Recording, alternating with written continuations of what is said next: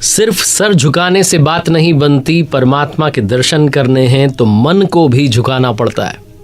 नमस्ते दोस्तों, आप देख रहे हैं गीता ज्ञान, एक ऐसी सीरीज जहां श्रीमद् भगवद गीता के अलग अलग अध्यायों का सार पहुंचाने का छोटा सा प्रयास कर रहा हूं।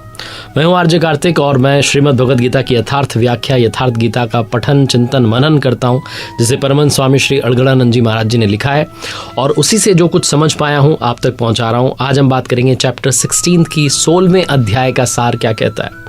अगर आप ये सीरीज बहुत ध्यान से देख रहे हैं, समझ रहे हैं, तो 9th चैप्टर में भगवान श्री कृष्ण ने बात की दैवी संपद और आसुरी संपद की। उन्होंने कहा कि आसुरी स्वभाव वाले मुझे तुच्छ कह करके पुकारते हैं क्योंकि उन्हें ये मनुष्य शरीर दिखाई देता है। आसुरी स्वभाव वाले मुझे सही स्वभाव से नहीं जानते हैं, लेकिन जो दैवी संपद वाले हैं वो मुझे अनन्य भक्ति के साथ में भजते हैं, बहुत श्रद्धा के साथ में मेरा भजन करते हैं। दैवी संपद और आसुरी संपद दो बातें उन्होंने 9th चैप्टर में कही, लेकिन 16th चैप्टर में वो समझाने जा रहे हैं कि दैवी संपद क्या है और आसुरी संपद क्या है। देवता और असुर, जिनके बारे में बहुत सारी कथाएं कहानियां हमने सुनी हैं, ये कैसे होते हैं, उनकी जो विशेषताएं हैं उसको यहाँ 16th चैप्टर में समझाते हैं। भगवान श्री कृष्ण कहते हैं कि अर्जुन, तुम्हें बिल्कुल भी परेशान होने की जरूरत नहीं है क्योंकि तुम दैवी संपद को प्राप्त हुए हो। ये संपदाएं कहाँ रहती हैं? तो कहते हैं कि मनुष्यों के स्वभाव दो प्रकार के होते हैं, देवताओं जैसा और असुरों जैसा। तो 16th चैप्टर की शुरुआत करते हैं। भगवान श्री कृष्ण कहते हैं, सबसे पहले जो पहला श्लोक है उसे समझिएगा। श्री भगवान उवाच अभयम सत्व संशुद्धि नियोग व्यवस्थिति दानम दमश्च यज्ञश्च स्वाध्यायस्तप आर्जवम। वो कहते हैं कि देवी संपद जिनके अंदर होती है, जो देवताओं जैसा व्यवहार करते हैं, उनमें भय का अभाव होता है, वो निडर होते हैं, निर्भय होते हैं। उनमें अंतःकरण की शुद्धता होती है, उनका जो अंतःकरण है वो शुद्ध होता है। उनके अंदर ध्यान के लिए दृढ़ स्थिति होती है। जब वो मेडिटेशन में बैठते हैं तो फिर उनका मन लग जाता है, इधर उधर मन चंचल नहीं होता, भागता नहीं है। वो सर्वस्व का समर्पण कर देते हैं। वो ये नहीं सोचते कि मुझे सिर्फ इतना ही अपने आप को डेडिकेट करना है, बाकी डेडिकेट नहीं करना है। वो सब कुछ तन मन धन से जो है वो भक्ति में लग जाते हैं। वो यज्ञ का आचरण करते हैं। यज्ञ यानी कि जो ज्ञानाग्नि की बात हुई है, जो ज्ञानाग्नि के बारे में भगवान श्री कृष्ण कहते हैं कि आराधना की जो प्रक्रिया है, जो ध्यान है, वही असली यज्ञ है, उसका आचरण करते हैं। ये स्वभाव होते हैं उनके जो दैवी संपद को प्राप्त हुए हैं। भगवान श्री कृष्ण आगे दैवी संपद के और गुण बताते हैं, विशेषताएं बताते हैं। कहते हैं अहिंसा सत्यम क्रोधस त्यागः शांतिरपेशुनम दया भूतेष्व लोलुप्यम मार्दवम हिरचापलम। अहिंसा यानी कि आत्मा का उद्धार करना। पिछले चैप्टर्स में भी हमने डिस्कस किया कि अहिंसा का मतलब सिर्फ ये नहीं कि आप दूसरों को नहीं हानि पहुंचा रहे हैं, दूसरों को नहीं मार रहे हैं। अहिंसा का मतलब ये भी है कि आप अपनी आत्मा को अधोगति में नहीं ले जा रहे हैं, अपनी आत्मा के उद्धार के लिए भी ध्यान कर रहे हैं, भजन कर रहे हैं, प्रभु की भक्ति कर रहे हैं। अहिंसा सबसे बड़ा गुण होता है। इसके साथ ही देवी संपद को जो प्राप्त होते हैं पुरुष, जिनमें नर नारी दोनों आते हैं, उनमें गुस्सा नहीं होता है। वो उनका जो चित्त है वो स्थिर होता है, वो चंचलता से थोड़ा दूर रहते हैं। जो लक्ष्य के विपरीत निंदित काम है, जो बुरे काम है, उनको नहीं करते हैं। वो सब प्राणियों में दया भाव समभाव रखते हैं। वो व्यर्थ की चेष्टाओं में नहीं पड़ते हैं। आगे कहते हैं तेजः क्षमा पतिः शौचम द्रोहो नाति मानिता भवंती संपदम देवीम भिजातस्य भारत।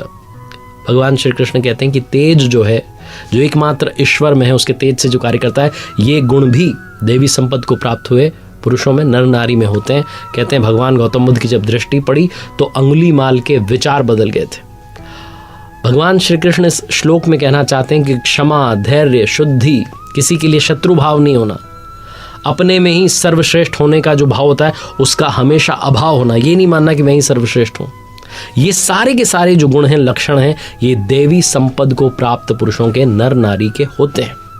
अब आगे आसुरी संपद के, यानी कि जो असुर हैं, उनकी जो संपदा है, उसके जो लक्षण है, उसको थोड़ा डिफाइन करते हैं, बताते हैं। दंभो दर्पो अभिमानश्च क्रोधः पारुष्यमेव च अज्ञानम चाभिजातस्य पार्थ संपद मासुरिम। कहते हैं पार्थ, पाखंड, घमंड, अभिमान, क्रोध, कठोर वाणी और अज्ञान, ये जो हैं ये मेन सिम्टम्स हैं आसुरी संपद के, प्रमुख लक्षण हैं। ये जो दोनों संपदाएं हैं, देवी संपद और आसुरी संपद, ये रहती है हमारे हृदय में ही है। ये हमारे स्वभाव को ही बदलती रहती है। कभी आसुरी संपद जब आ जाती है तो हम असुरों जैसा व्यवहार करने लगते हैं, जब देवी संपद आ जाती है तो फिर हम देवताओं जैसा व्यवहार करते हैं। तो इन दोनों संपदाओं का काम क्या है उसको थोड़ा डिफाइन करते हैं। भगवान श्री कृष्ण कहते हैं, श्री भगवान उवाच देवी संपद विमोक्षाय निबंधाया सुरीमता माँ शुचः संपदम देवीम भिजातो असि पांडव। ये जो 2 प्रकार की संपदाएं कही गई हैं, इनमें जो देवी संपद है वो विमोक्षाय विशेष मोक्ष के लिए है, और जो आसुरी संपदा है जिसके बारे में बात की, घमंड, क्रोध, कठोर वाणी, अज्ञान, ये सब बंधन के लिए मानी गई हैं।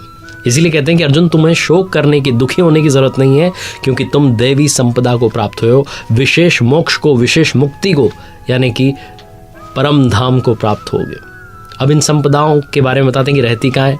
तो कहते हैं 2 भूत सर्गो लोके अस्मिन देव आसुर एव च देवो विस्तरशः प्रोक्त आसुरम पार्थ में शृणु। हे अर्जुन, इस लोक में जैसा हमने भी बात की, भूतों के स्वभाव 2 प्रकार के होते हैं, देवताओं जैसा और असुरों जैसा।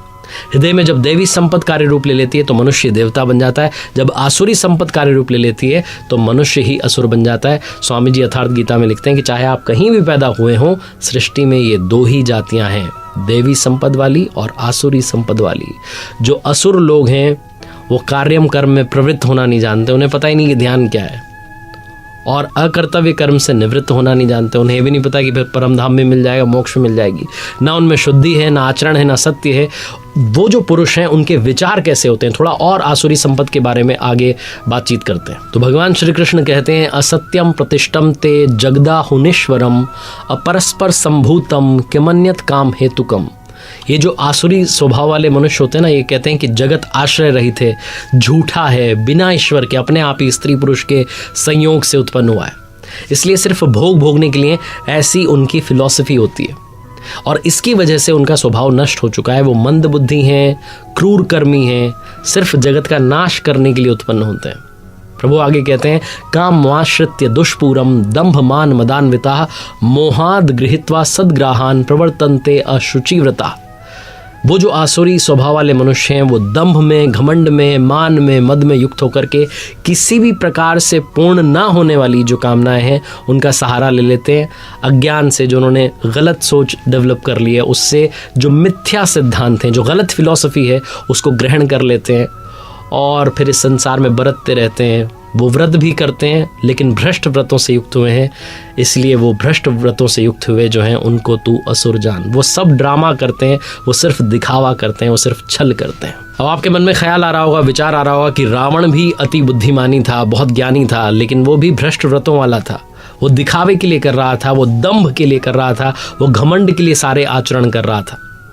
आगे भगवान यहाँ कहते हैं, चिंताम परिमेयाम च प्रलयांताम उपाश्रिता कामोपभोग परमा एता वदिति निश्चिता। ये जो आसुरी संपद वाले, जो आसुरी स्वभाव वाले मनुष्य हैं, ये अंतिम श्वास तक बिना मतलब की चिंताओं को लिए रहते हैं, और जब ये रस भोगते हैं तो आनंद मानते हैं। इनका कहना है कि जो संसार है सिर्फ मज़े लेने के लिए, मस्ती करने के लिए, मौज करने के लिए है, स्त्री पुरुष के संयोग से उत्पन्न हुआ है, इसके आगे कुछ नहीं है। ये जो लोग होते हैं आसुरी स्वभाव वाले, ये धन कमाने के लिए रात दिन गलत काम कर रहे होते हैं।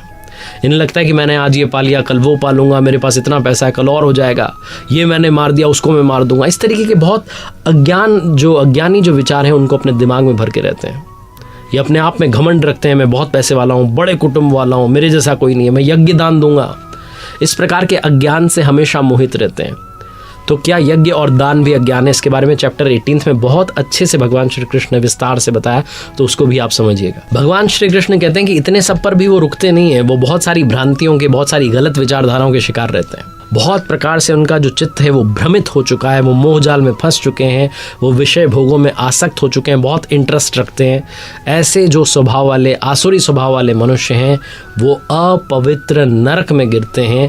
अभी आगे भगवान बताने वाले हैं कि नरक क्या है। वो कहते हैं कि ये जो आसुरी स्वभाव वाले हैं दूसरों की निंदा करते हैं, अहंकार रखते हैं, बल का जो है बहुत अहंकार है इनको, पैसे का बहुत अहंकार है, घमंड, कामना, गुस्सा करते हैं, और दूसरों के शरीर में जो परमात्मा है यानी कि मैं स्वयं वहाँ विराजित हूँ उससे द्वेष करने वाले हैं। ये शास्त्र विधि से जो सुमिरन करने की बात कही है, ये यज्ञ की, उससे भी द्वेष रखते हैं, ये उस विधि को त्याग करके कुछ ना कुछ करते हैं, लेकिन सिर्फ दिखावा करते हैं, ये सही विधि का आचरण नहीं करते हैं। तो भगवान कहते हैं कि ऐसे आसुरी स्वभाव वालों का मैं करता क्या हूँ। तान हम दुष्टः क्रूरान संसारेषु नराधमान क्षिपाम्य जस्त्रम शुभा ना सुरिष्वेव योनिषु।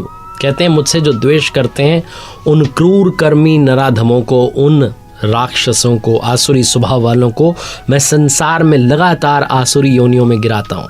जो शास्त्र विधि को त्याग करके यजन करते हैं वो मनुष्यों में अधम हैं, क्रूर कर्मी हैं, ऐसा उन्होंने बताया। वो कहते हैं कि ऐसे अधमों को मैं नरक में गिराता हूँ, आसुरी योनियों में गिराता हूँ। नरक का मतलब आसुरी योनियों में गिराता हूँ, यही नरक है। साधारण जेल में स्वामी जी लिखते हैं यथार्थ गीता में कि साधारण जेल की जो सज़ा होती है वो कितनी भयंकर होती है, और यहाँ लगातार आसुरी योनियों में गिरने का क्रम जो है वो चलता रहता है। इसीलिए मनुष्य को जब हम इस मनुष्य रूप में आए हैं तो लगातार दैवी संपद के लिए, पुण्य जो है उन्हें जागृत करने के लिए, जो पांडव पक्ष है उसको जागृत करने के लिए लगातार प्रयास करते रहना चाहिए। आगे भगवान श्री कृष्ण 16वें अध्याय में कहते हैं आसुरी योनि मापन्ना मूढ़ा जन्मनि जन्मनि माम प्राप्येव कौन्तेय ततो यान्ति धमाम गतिम। कहते हैं कौन्तेय है, पार्थ है, अर्जुन, जो मूर्ख मनुष्य हैं वो जन्म जन्मांतरों तक आसुरी योनि को ही प्राप्त होता है, मुझे नहीं प्राप्त होकर के बल्कि और नीचे की योनियों में पहुंच जाता है। जिस गति को प्राप्त होता है, निचली गति को, उसे नरक कहा गया है। अब ये नरक जो है इसका उद्गम क्या है, कहाँ से ये आता है, कैसे ये आता है? तो कहते हैं त्रिविधम नरकस्येदम द्वारम नाशन मात्मनः कामः क्रोधस तथा लोभस तस्मादेतत्त्रयम् त्यजेत। क्रोध और लोभ ये जो हैं नरक के मूल द्वार हैं, आत्मा का नाश करने वाले हैं, उसको अधोगति में ले जाने वाले हैं।